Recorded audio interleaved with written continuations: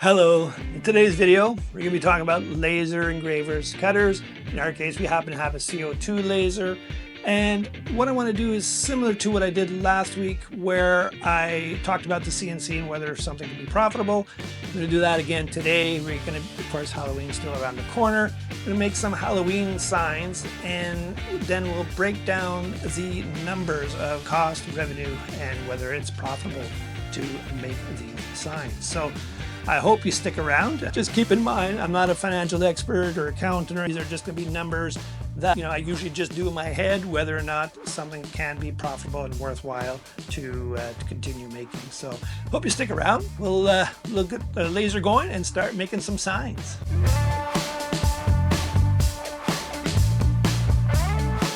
And as with all new projects, we start with Canva. I always bring this up. I just love using Canva. It's kind of like Adobe Illustrator and a lot of their other products. And they just sort of stripped it down to all the stuff that we actually use and make it really easy to use. And they have so many assets. If you look on the left, we have the assets, and then you do your, you paste them into your design on the right side and play around with it. And it really makes the job a whole lot easier. And if you never used Canva before, it's really easy to learn, and I would suggest to go out and try it. I'm not sponsored, just like, it's a good tool. I like to promote it, and you can use it free, except when you do use the free options, you're not going to have as many assets as many features as you do. We do have a paid level, so we do have all these assets, and for us, I think it's $150 Canadian per year, and it's well worth its time for us. So check it out if you haven't already. All right, let's get moving on to Lightburn. So Lightburn is the program that we use to communicate with the laser. So this is something we absolutely have to have. Canva is not a necessity. It's just our own choice of product or application that we use to make our designs. You can use whatever you want, or you can just buy your designs and then upload them into Lightburn. That's up to you. But Lightburn is definitely a necessity in regards to, again, to communicate with the laser. But there's also within Lightburn's some design features as well, which are very handy, such as the trace feature, which I use many times. But so to get Lightburn, it's about $166 again Canadian or in Canada for the type of software, Lightburn software that we needed or version we needed. Because it's for a DSP, which is the type of controller that we have on our laser. So it will depend on what type of laser you have. Or you may not even need to buy Lightburn, because depending on the laser that you buy, it might have its own proprietary software that comes with it. And you can certainly use those. A lot of times, though, from what I've read and seen, they are quite limited. Compared to a Lightburn, I say it's the go-to and most preferred software when it comes to lasers. So just to keep that in mind. But you definitely need something that communicates with the laser. If your laser doesn't come with one, I definitely suggest to go with Lightburn. Once again, we are not sponsored by them. Okay, let's move on now to the laser. I really can't get enough of watching the laser cut through wood. Just love the look of it. The laser does need to be cleaned out though someday. I'm not going to bore you with too much video of laser cutting. As you can see, it works. And then the next step is painting and gluing up to make our final product, and then we'll get to the numbers.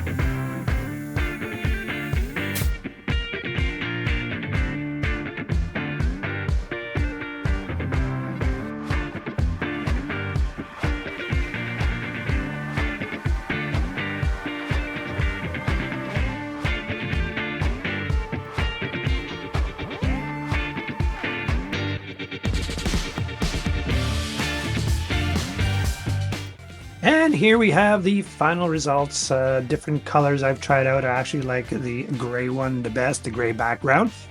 But you might have noticed that I did have some other designs in Canva at the beginning. But for the purpose of this profit analysis, we'll just use this design and we'll break it down. Let's get to it. For this breakdown, I'm going to show you the prices of the wood that I actually used in the example in this video, which was a plywood that I just got at Home Depot, or two different plywoods I got at Home Depot. But to bring the cost down, I could always go to our supplier for MDF, which is of course cheaper. The only downside with using MDF, of course, it's not going to be as durable as the plywood that we used from Home Depot. Now, but if you want to look at cost-wise, then we probably would want to go with KGP. That's the supplier for MDF. But, the other reason is that it's all the way in the other end of town. Of course, driving out there, it takes a half a day and coming back. So I tend to just go to the local Home Depot and get that. So here's the price breakdown of the costs.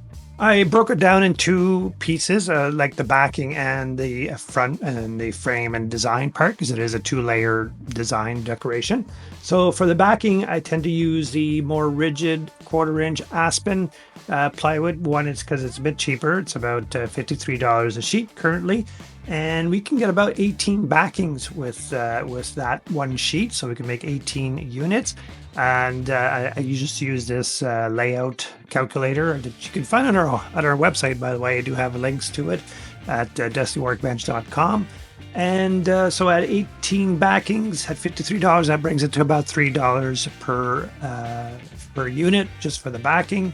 And then for the frame part, I tend to use the maple veneer plywood. Is not quite 1/4-inch, a little bit thinner, and we can get at least 18 cuts out of it, or even more actually, because the design I can actually squish the lettering together and tighten it all up in light burn, so that when we cut it, it doesn't have to take up that whole area.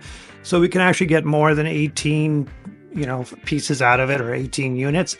And that's why I kept the price at around $3, because I'm sure I can still fit in probably more than 18.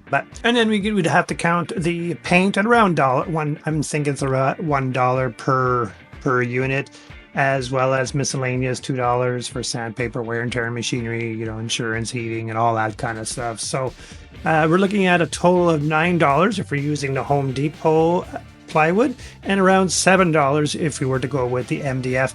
Probably could bring that price down further if we're doing, mass production or something like that. But that's the cost of the materials for this unit.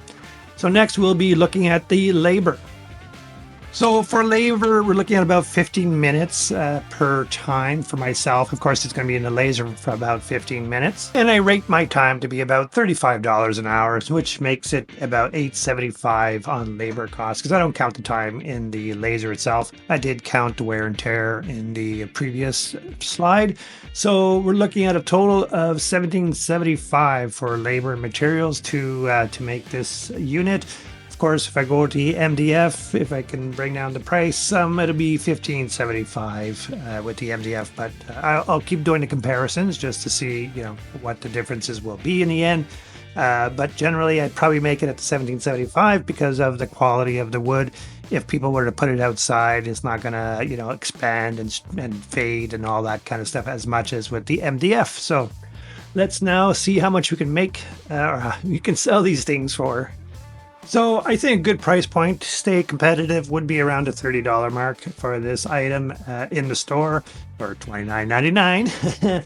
And of course, in the stores, we do have to pay a commission, which is 35% of our sales. So we're looking at being left with about $19.50 after commissions. Now, there is a monthly fee as well for the space, but that could be negligible depending on how much stuff we sell, because it is a flat rate monthly. So if we sell lots of units, then really the cost is not even calculable in here. So we'll put that in here, but we're looking at about $19.50 that will be left for us after the commissions. So now let's look at the profit margin. Of course, total revenue $19.50 and after commissions, and then the cost is going to be $17.75. So that leaves us with just about $1.75. Not a huge profit. That's only like less than 6% profit margin, when we're really aiming for about 35 to 40% if you want to consider this to be a real business. Now, if we were doing mass production, we could probably get it closer to that, of course, because you're buying wood and all your supplies in bulk, and you get everything set up that you can pump these things out in less than 5 minutes instead of 15 minutes. But we're certainly not in that type of realm of reality. Now, if we don't take into account our own labor, then it's not considered a business, of course, because you wouldn't be able to upscale without having to pay somebody to do the work.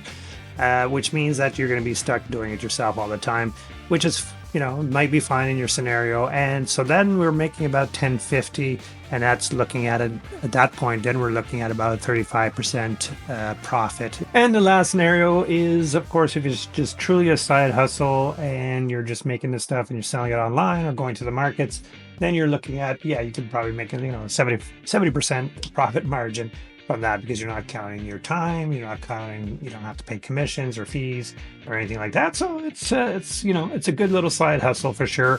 I hope I didn't bore you too much with all those numbers, but I know that people were asking about, how much you make, and that's what I thought I'd share it, just to be totally transparent, and whether or not you can make money with it. Again, if you're doing the store thing, it's really hard to make a profit that's in the 35-40% range. If you're doing markets and not counting your time, or if you're doing markets and you do count your time, you probably will, you'll get to that range as well.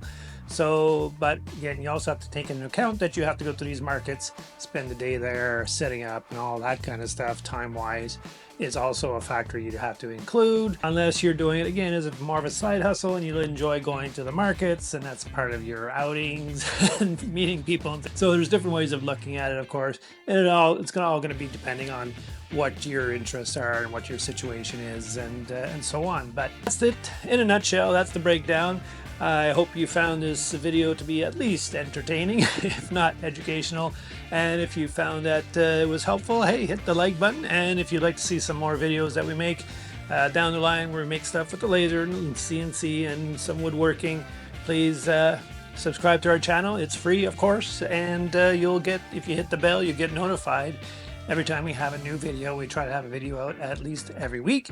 So we hope to see you here again next week. And thanks, and take care.